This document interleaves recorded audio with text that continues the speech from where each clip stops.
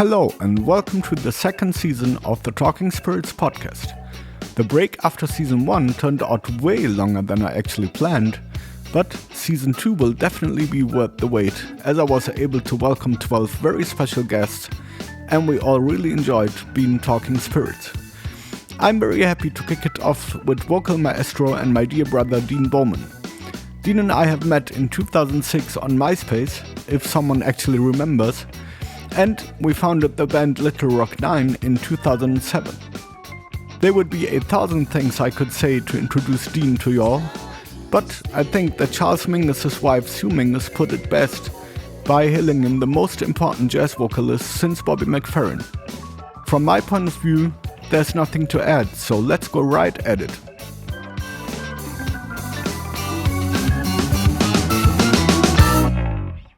Hi Dean, welcome to the Talking Spirits podcast. I cannot tell you how happy I am that we get to talk, since we didn't do it in so long, and then especially that you agreed to be my guest on my show. It really means a lot to me, so welcome and thank you for taking the time to do it. Well, thank you very much for having me, and thank you for the time to be with you. You know, last year was very unusual, let's say, and was very difficult for everyone, but especially for us musicians and freelancers, since the pandemic and all it implies is really making it impossible for us to work and travel in the way as we used to do it for so many years now. And so my question would be, how did all of this impact your life, and how are you doing right now in January of 21? Well, the pandemic had a dramatic effect on everything that I do, and everything that I have access to, and the people, particularly the people I have access to.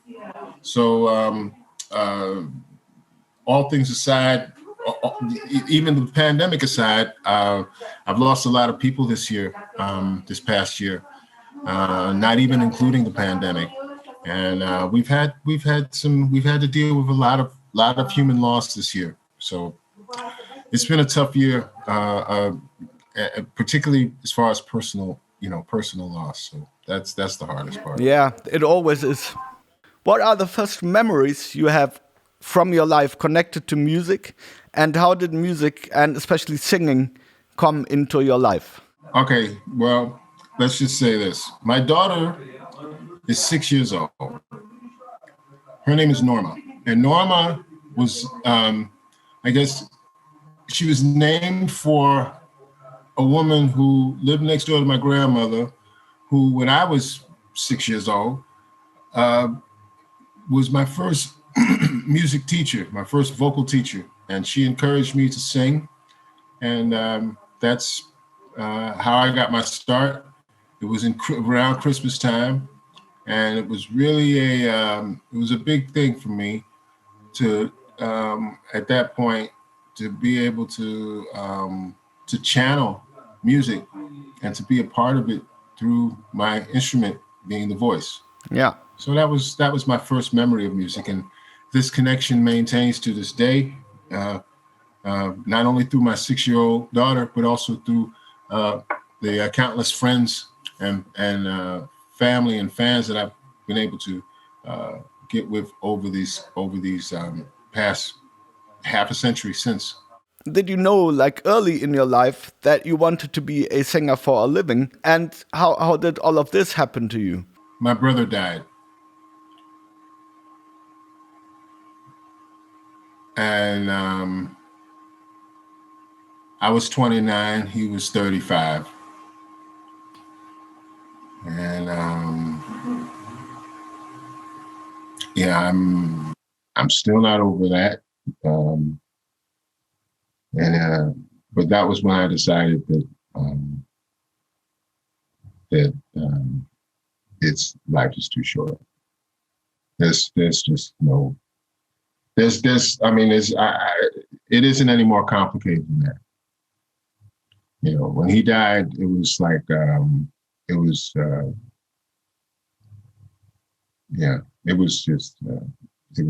very emotional period for me. Actually, when he died, I didn't want to live anymore. it was 4 years after my father died.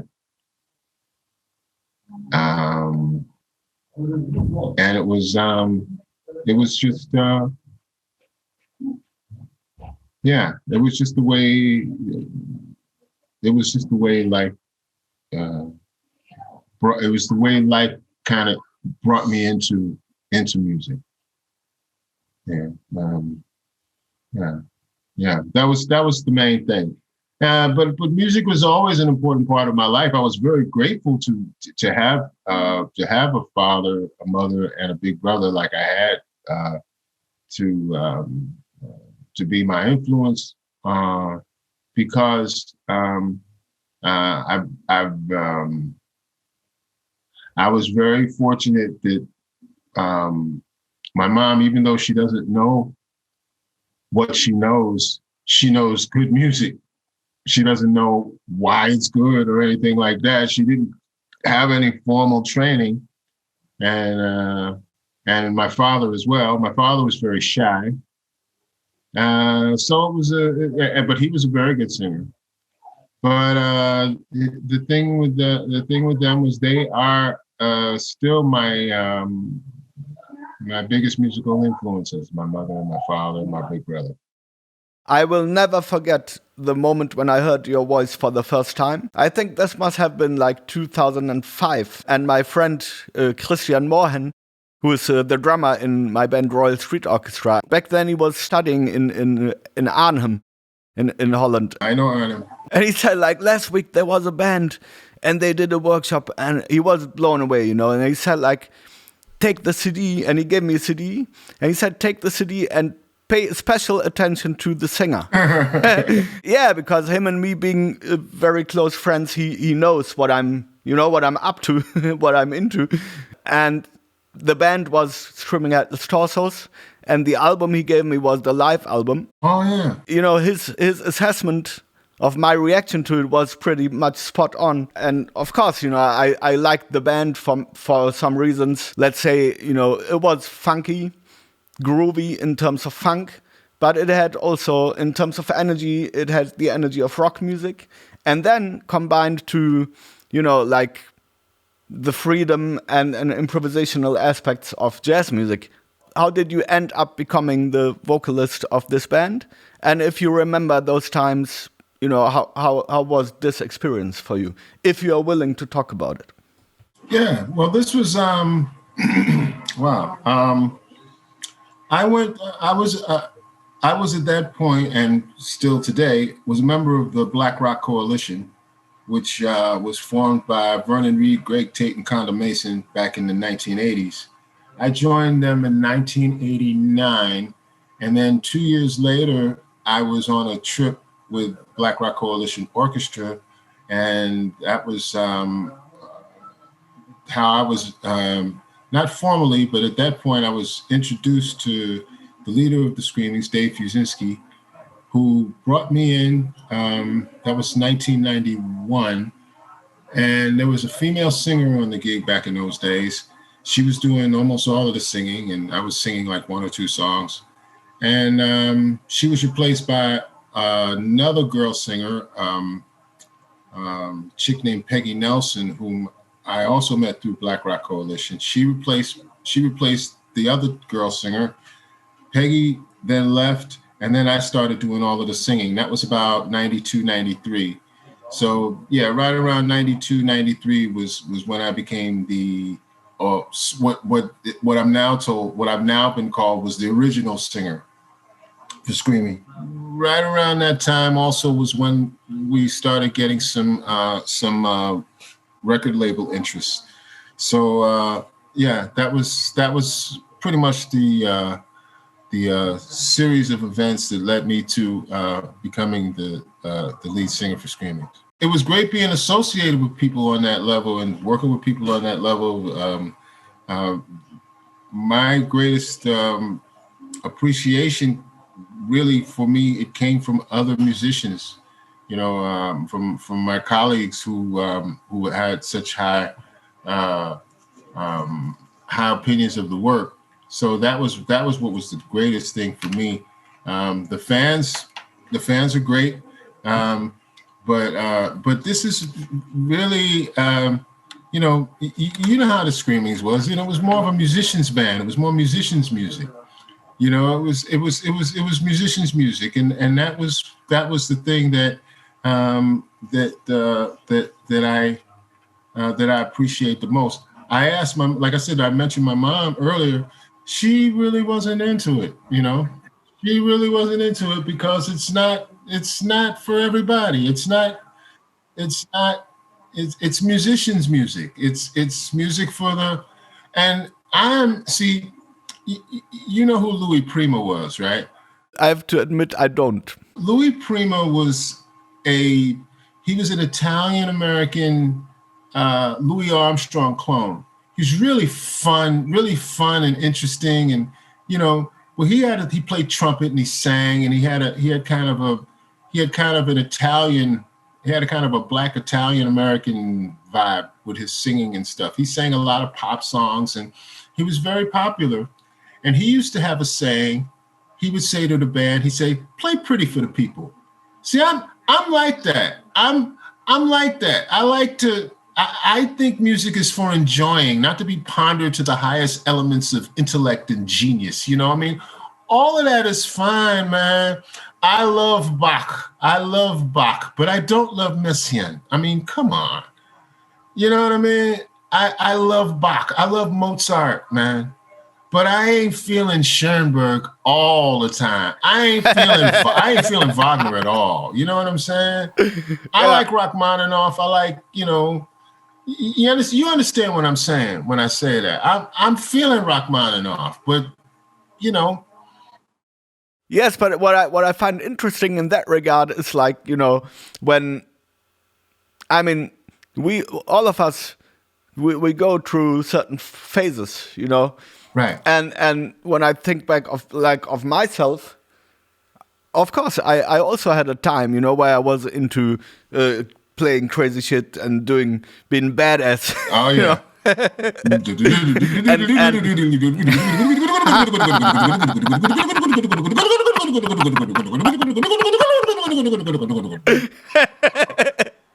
You try to show how much of a social life you gave up to be able to play like this. Like, do you know how much punani I gave up to be able to play like this, man? Yeah, and at a certain point in time, it was important, you know. But at the same time, right now, I'm very happy that that it's long ago that I got over it, you know. So I know perfectly well what you are meaning. Yeah, but just like, you know, what I would say, I mean, and this is just my personal view.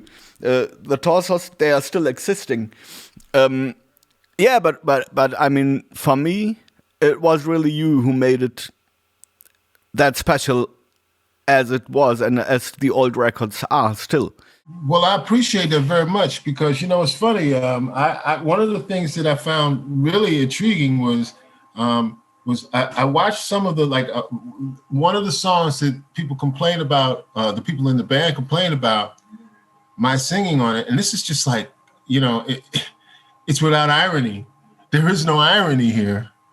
Is you don't like the way I sing Blue and Green, so you get somebody to replace me to sing it exactly like I sang it.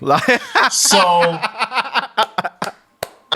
yeah, yeah, you know. But that's okay. What I mean. That's what I'm saying. I mean, you know. So, all right, I get it. On the first album, you did write a song which was named "Wedding in Sarajevo."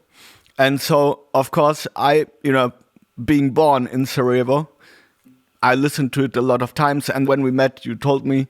So it was for myself, when we were playing with Little Rock 9, I really wanted to try and hook us up to be able to play a gig in Sarajevo. And eventually I got lucky and it worked out. So we had the chance to go. And it was just in and out, you know, getting in, playing and out. Yeah. I would like to ask you, for one, if you would be willing to share the story about why you wrote that song, and second, your memories of when we went there. Well, I wrote the song from it was a story of I forget, but it was Charlene Hunter Galt. She had a story, she had a series called Rights and Wrongs, something like that. And one of her stories was a story of a woman who married her dearly departed fiance who was killed in the war. And one of the stories about it was there were a lot of women, like while a lot of businesses were going out of business because, you know, the only thing in war, the only thing that anybody's dealing with is like, you know, food, supplies, weapons, things like that. That's about the only market for anything.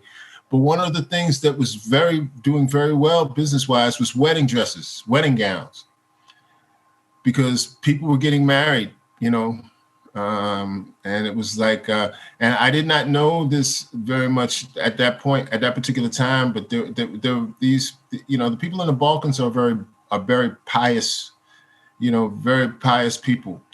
And so they were, there's a lot of people, they were getting married because they didn't know, you know, if they're going to make it, you know. So I wrote the song about that. And remember how you told me your story? I remember we were hanging out and I asked you, how did you get out of Sarajevo? That's one of those stories that you keep with you. It's a story you take with you. Yeah, and you did you wrote a blog once on Father's Day. I still like to repost it on Father's Day. I do as well, because what you wrote, you know, in reaction to what I told you, was also still is very moving to me. That's why it was so important to me to make it happen for us to go there. I went there. I had no idea what to expect. I don't remember anything about the performance per se. I don't remember the venue. I don't remember anything. I just remember the way it made me feel to be there.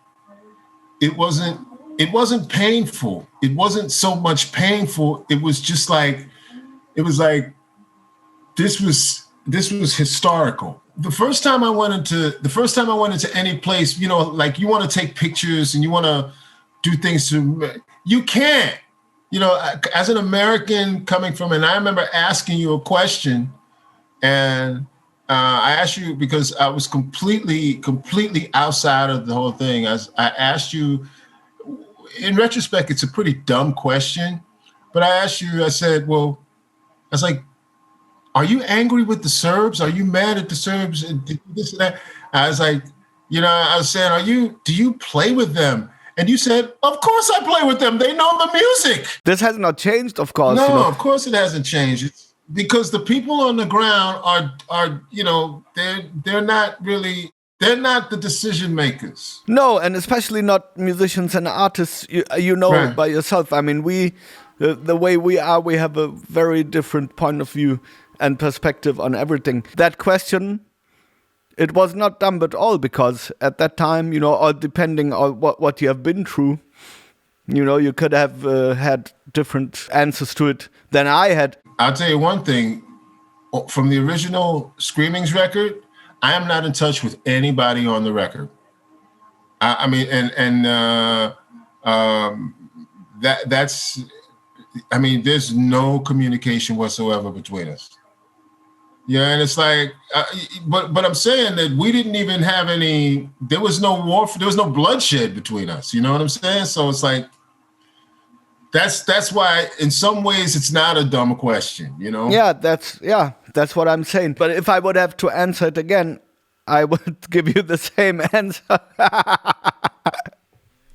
Yeah, and if we talk about, you know, your career as a singer so far, I mean, you did work with so many musicians and from all over the world, and also with many musicians who are highly acclaimed.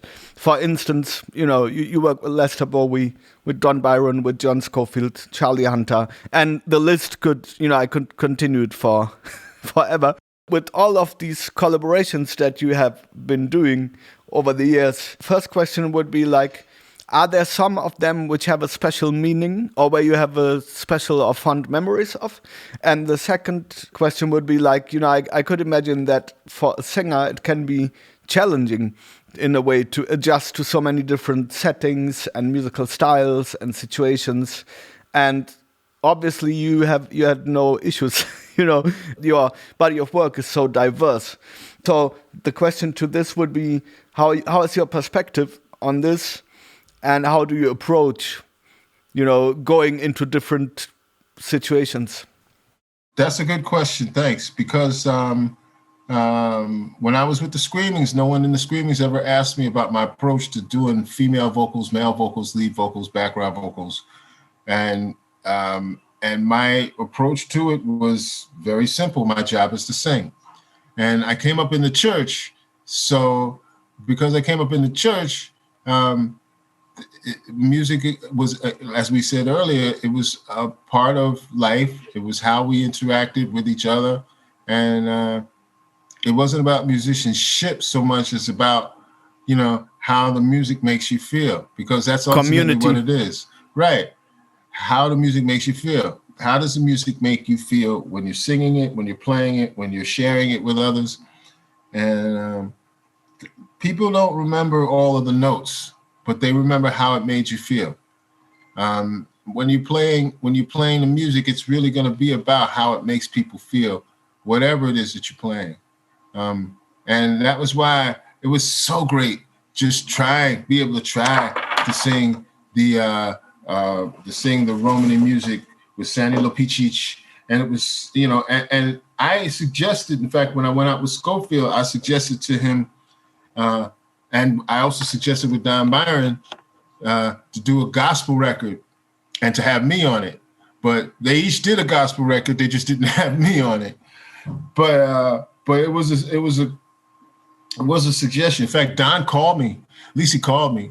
And he called me and told me, he said, yeah, I'm doing a gospel record, but don't vibe me. I'm not going to have you. I'm going to have DK Dyson. I said, okay, all right. And I think, and Scofield had, I don't remember who he had for his gospel record, but he had an amazing singer pianist from New Orleans. Yeah, John Cleary. So it's hard for me to get mad at him, But didn't you tour the gospel stuff with John? No. We toured Ray Charles, music of Ray Charles, which by the way, that is the single hardest music I've ever sang. The music of Ray Charles was the hardest music. I mean, I say this to you honestly. It's absolute. It's the most complicated, the highest art of music that I have ever sang with anybody. All right, that's including the Screamings, that's including Sandy Lopicic, that's including Don Byron. That was the hardest music I ever sang in music of Ray Charles. But could you elaborate a little bit? Ray Charles, first of all, Ray Charles' music is absolutely virtuosic. There isn't one layup in the line. I mean, all of those songs are, they require. I give songs a rating. I call it the rating is Deanscape. I call it Deanscape 1 through Deanscape 5. Every Ray Charles song is a Deanscape 4+. Every one. I mean, not one of them songs is like, okay, I could take nothing. Nothing. It is something in the range, or it's something in the feeling behind the song that there is. Every single Ray Charles song is a very, very high level of musicianship, and there's no exception. So I did not get a. You can't take a song off with Ray. Everything with Ray, and remember, Ray is one of those cats that everybody not only knows him but loves him. Ray is beloved. Ray's like Louis Armstrong or like Bob Marley. I mean, if you know them, you love them. Yeah, but actually, it's interesting. It's very interesting what you just said in connection to what you have been saying before. Because I think, you just said, okay, the music of Ray Charles, every song is, virtuosic. But at the same time, people love him because he managed to make the music speak to their hearts. And it's still speaking to our hearts, to everyone. It's about how it makes people feel. And listening to Ray Charles singing, even something like something like Georgia, which we had to play Georgia every night. Absolutely required. We had to sing Georgia every night. We had to sing, what was the other one? Hey, mama, don't you treat me wrong. Tell me what I say. We had to sing What I Say every night. We had to sing What I Say every night. We had to sing Georgia every night. And we always had Nighttime is the Right Time. Nighttime is the Right Time. We always kept that one either as an encore or as like the last song before, I think we would use that sometimes as either as an encore or as the last song of the night, like of a two set or three set thing. The seconds, usually the last song of the first set was What I Say. And the last song of the second set was Nighttime is the Right Time. Maybe, if you don't mind, we could talk a little bit about music education. You are very active in the field of music education and you love to do it. Quite some time ago, I had the chance to be with you on a few workshops you did for music students. And I remember pretty well one thing which really stick to my memory. One advice you gave was that it makes sense for a singer to build different characters. And I remember when you said that, they were looking at you like, what does he mean, But when I listen to your music, I know what you mean because, you sing lyrically and then you rap, you use narration, you work a lot with dynamics, also with the way how your voice sounds, and you do scatting and improvising. So, of course, I do know what you mean when you say this. And also, I have to mention, you also have developed one trademark, one of many, but one trademark of yourself, which is a way of singing which is kind of close to the Austrian-German yodeling, and this is also one additional character of all of what you are doing. And so my question would be, how is your perspective on this? Like, this, when you say to someone, try to build different characters as a singer. And the second question is, how did you come up with the yodel thing? Yeah, the yodeling. Well, first of all, building different characters comes, and they're interconnected. Which is that when you do the repetitions and performance practice, you develop a sound. You develop a way of a technique, and so that when you do work on your technique, you develop different characters. When I do what I do is the long tones, which is when you just sing one note, pianissimo. For me, it would be I would just sing.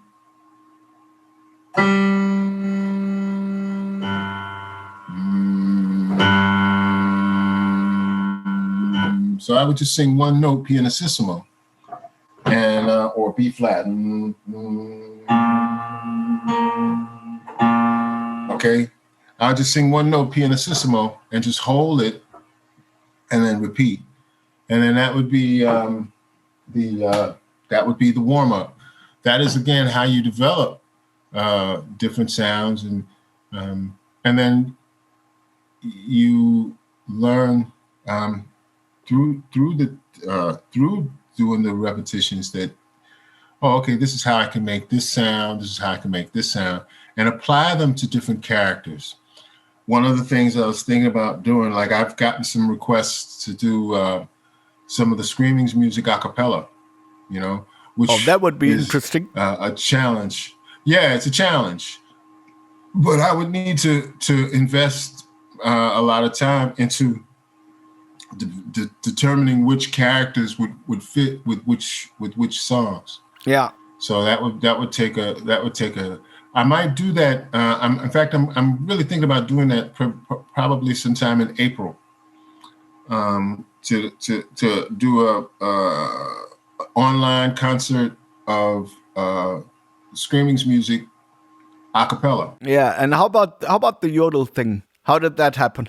Yeah, again, that was the same thing. Yodeling was just a break in between the two different registers.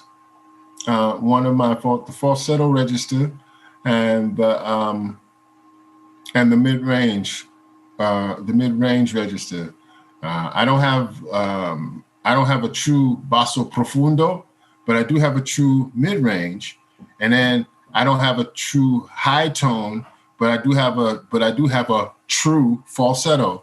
So I can alternate between the two registers and do it on the same breath. So it's just a matter of maintaining the technique that I can put the two together and sing literally a chord. Yeah, but from there, I mean, you took it up a notch a little, you took it up a notch more, since you are also able to sing melodies with this technique, So that's the next level. Yeah, well, I actually found out when I was in, I think it was in Napoli, when I found out about Dimitri Stratos. You know about Dimitri Stratos? No, I don't. The Italian singer. He was a very talented guy. He died pretty young, but he had a style that really I don't mimic it. I can't even really, but I do understand the concept. That's probably one of the reasons why I can't mess with it, because it is such a very strong conceptual program. And the technique is so specific to what he does that I can't really mess with it. But I enjoy listening to him, and it does merit some foundation in that what I do in that sound, the sound that I do. So yeah, yodeling. I've heard other people yodel. And people have their thing, but I've also been. I think Joe Bowie told me, he's like, I've never heard anybody yodel like you, who does it so smoothly. I agree. I think my main thing though is to just know when to use it and know when to lay off of it. Yeah. Because it doesn't always work. Sometimes they do it too much. The main thing is to just choose my spots, because I think most people just want to hear the music. I mean, it's really all it is. It's just about the music. Yeah, but still, if you use it in, like you said, in the right spots, or where it really helps to convey the message of the song, then it's killing. Yeah, the voice as such is, at least the way I imagine or I perceive it, is the most sensitive musical instrument there is. And so my question would be, what do you do to keep your voice in shape? And also pray. And also what advice, since we are talking about education, what advice would you give to other singers in that regard? What to do, or maybe even what not to do? Drink water. Drink water. I'd say drink 1 to 2 liters of water every day. Make sure to get your rest. All of the things that your mom tells you to do. Okay. Question answered. All the things your mom tells you to do. Just drink water and stay, try to stay healthy. I mean, it's really the only thing. It really comes down to whatever you're feeling, it's going to be in your voice. If you're cold, you're going to hear it. If you're hot, you're going to hear it. If you're nervous, you're going to hear it. If you're upset, you're going to hear it. Whatever the feeling is, it's going to come out in the voice. Very few people are able to disguise their feelings from their voice. Yeah, that's why I said it's the most sensitive instrument. Let's move on from education to another topic. You once wrote a song, which we also did play together with the Little Rock Nine, and the title of the song is "Jazz is a White Racist Word." Yeah. You know, you have done a lots of music which would be classified as jazz. So also two questions. First is, what does jazz mean to you? And what was your intention when you wrote that particular song? Well, okay, jazz. Well, first thing to remember, whether it's jazz, whether it's gospel, whether it's reggae, whether it's blues, it's a marketing term. It's a very important thing. Very important thing to keep in mind. So when I wrote jazz as a white racist word, I was just referring to jazz as a marketing term. I remember something Miles Davis used to say, which is, I don't tell people I play jazz because then my fee goes down. The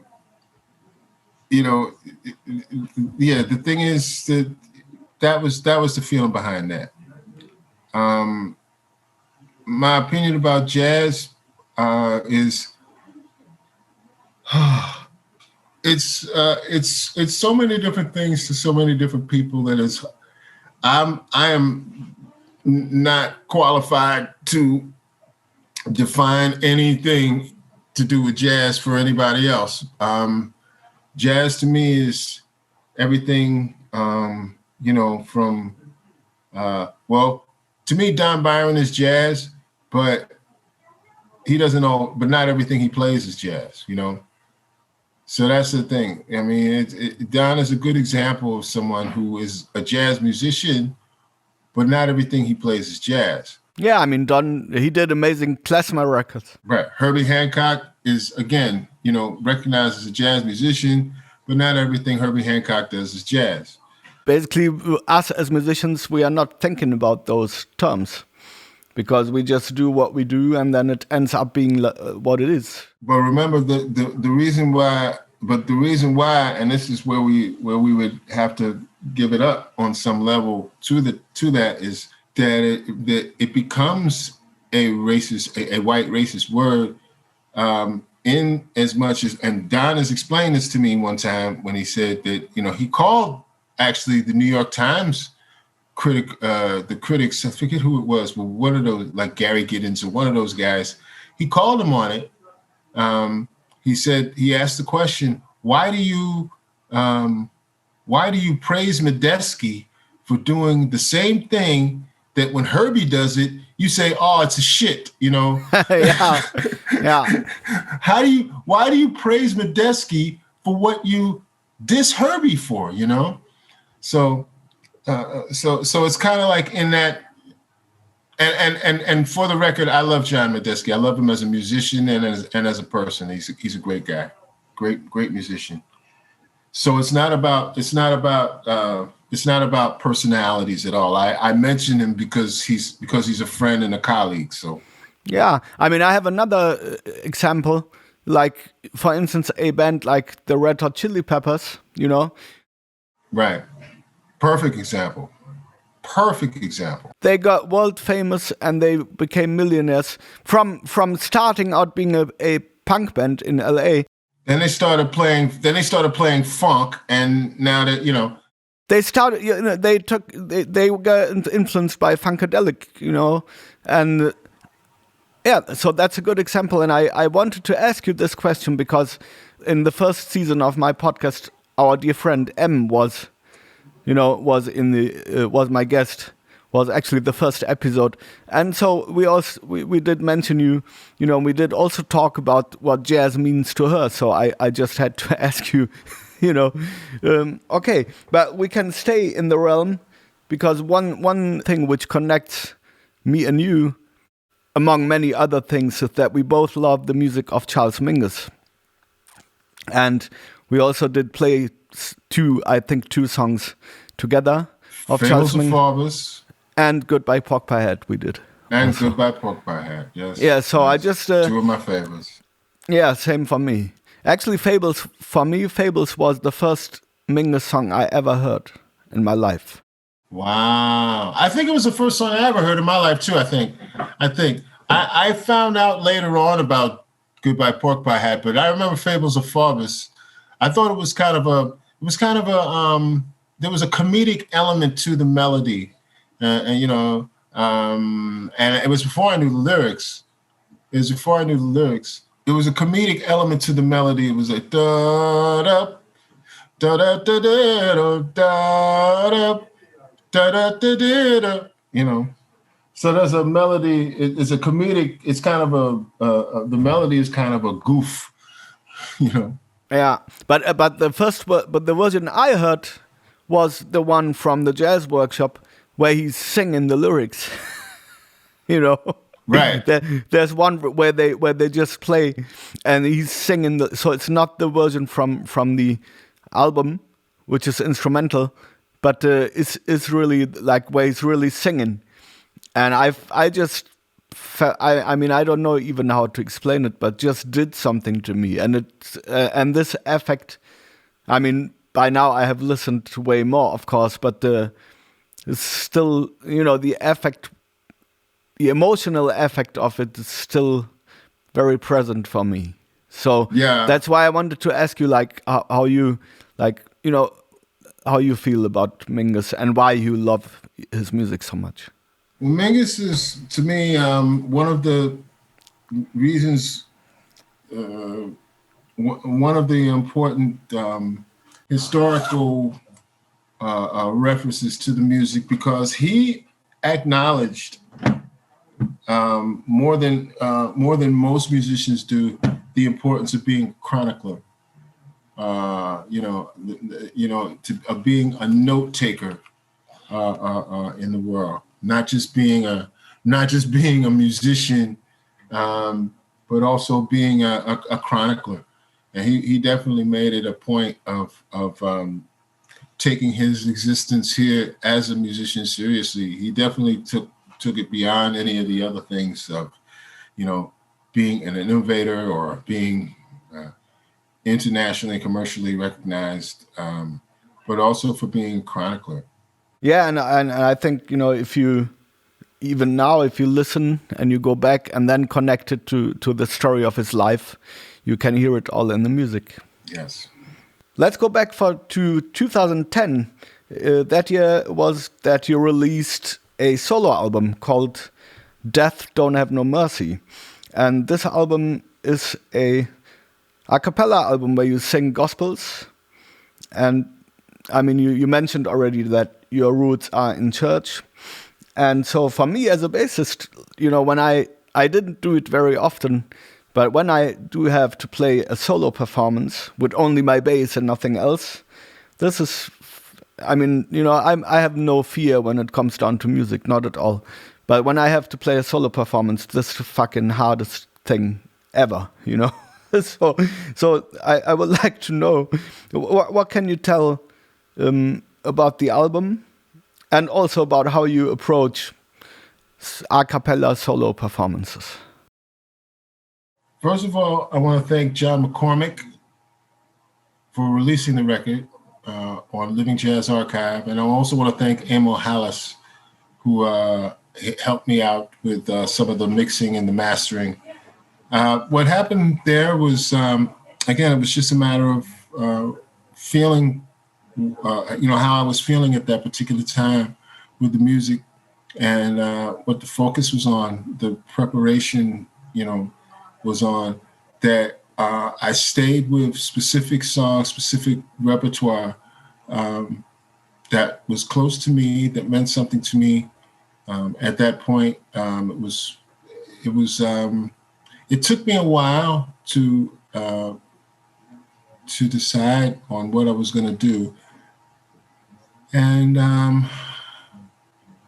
one of my friends, who's a yoga instructor and a midwife, she said that she listens to it all the time when she teaches her yoga class. And one of the songs that she uses in her yoga class is the song "Down on Me." And she says that when the students are going down on their splits, going down to their splits, that's when she plays "Down on Me" to kind of inspire them, down, down, down, down. So I think that's one aspect of it that I totally didn't see in it, because remember, everybody is coming to the music where they are, not necessarily where I am with it. So I'm very grateful that I got the chance to do this music. It took some time, like I said, to decide on what the approach was, but it was a lot of fun, very interesting, and I haven't come to the full circle of doing it again, but you never know. I might be able to do it again at some point.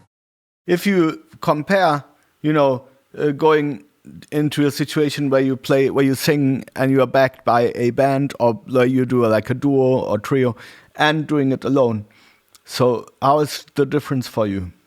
Well, the first thing where it actually meets, the first thing is that it's less wear and tear. Actually, no, that's not even true. The main difference is that you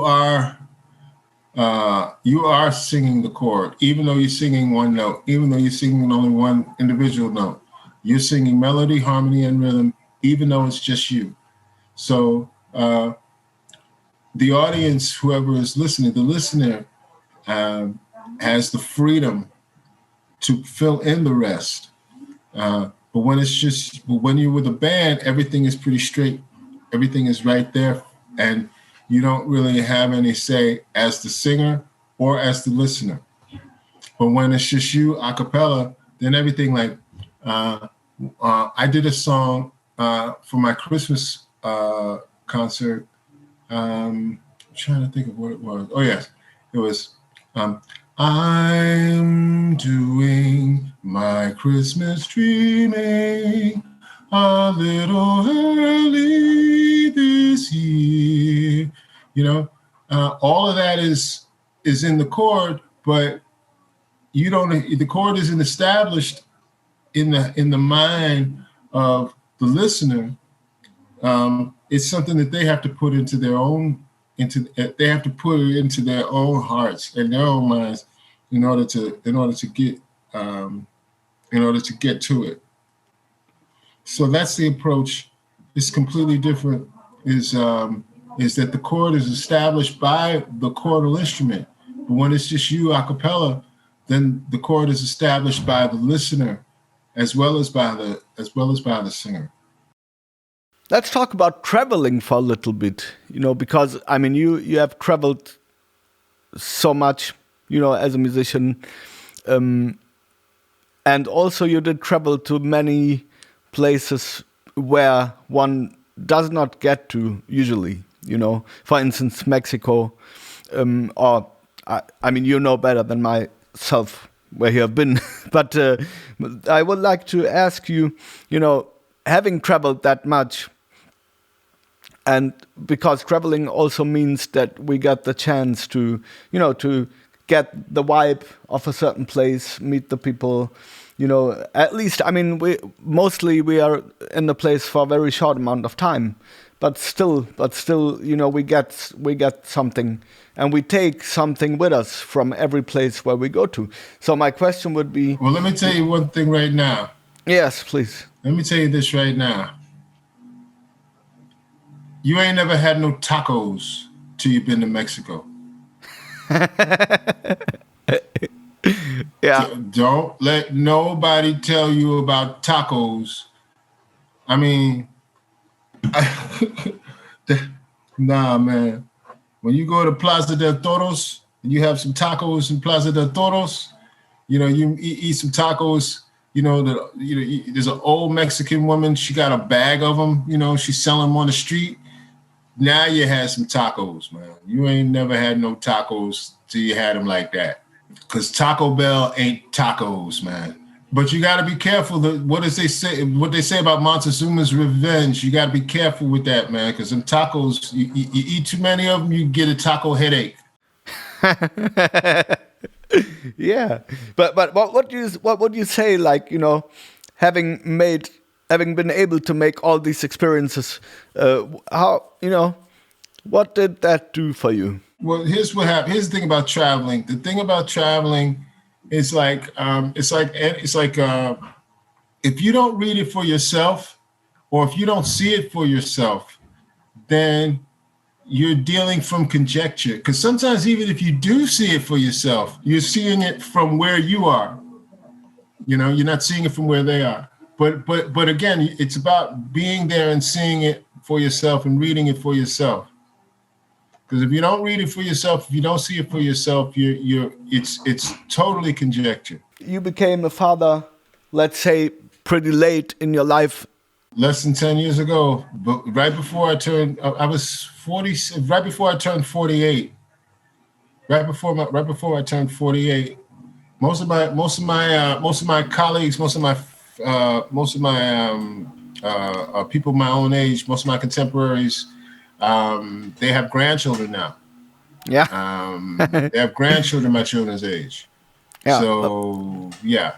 How would you describe that profound change which happened for you by becoming a father? Well, I put it this way, is that I don't really think very much about my life before I became a father. I'm very grateful for the experience, for all the experience that I had, but being a father just trumps everything. It just changes everything. It just completely, it changes everything imaginable. The only things that I think about before them, which is the people that I lost before they got a chance to meet my children. That's the only connection that I have. I only wish I could have been able to, introduce my children to my big brother, and I wish they could have met their grandfather, and so that's really that changed everything for me, and it made me realize, in the same way that I was profoundly moved by the loss of my big brother, and my father as well, the same way that becoming a father changed me. And I'm remembering one situation do you remember when we were in Sarajevo, and when I asked you guys if we could make a stop before we leave the town? Yes, I remember that very well. And you told me you had not seen him since you left. It was true. I know. I remember that very well. You went to see your grandfather, and that was... And then he passed like 2 weeks later, Yeah, you told me. I remember that very well. I'm so glad you went. It reminded me of the scene in The Matrix where Neo went to see Oracle. Yeah. And he comes out, and I can't remember his name, the Larry Fishburne character. He looked at him and he said, "What she told you was for you." Mm. Yeah. So it was just one of those moments. It was a very special moment. We are approaching, now that we have talked a lot about the past and present and many different topics, maybe if you are willing to share, like, what are you working on right now or these days? And if you you have already said, which is true, that it's very difficult to plan anything, but maybe there are some things you would like to do in the future. Yes. Well, actually, in a couple of hours, I'm going to have to prepare. I'm preparing right now, because in a couple of hours, I'm doing a solo a-capella concert on Facebook Live. And I'm also going to be, this week, I'm teaching my classes for my students, Zoom classes, these next couple of weeks. And I'm also working to organize a workshop for bass, workshop for drums, workshop for law, music law, on Zoom as well. And those are upcoming, ongoing projects. I'm going to have links to them on my website and on my Facebook pages. So yeah, that's what the focus is coming up these next days. But so you are, despite all of this crazy stuff going on with the pandemic, you are still hanging in there and working on things and not giving up, right? It's a struggle. But yeah. But you keep moving. Yeah, that's what we got to do. Okay, as we are now finished with our time for today, of course, the guests shall have the final word. So would there be anything you would like to share with our listeners to end this episode? Well, the main thing is, with this pandemic going around, do whatever you can not to get it. And keep yourself and your family safe and healthy. And pray. And don't be afraid to pray. You have been listening to the Talking Spirits podcast, episode number 14, with Dean Bowman and Armin Alic. Thank you for staying with us. Next week's episode will be one in German, and my guest is the German blues guitarist Henrik Freischlader.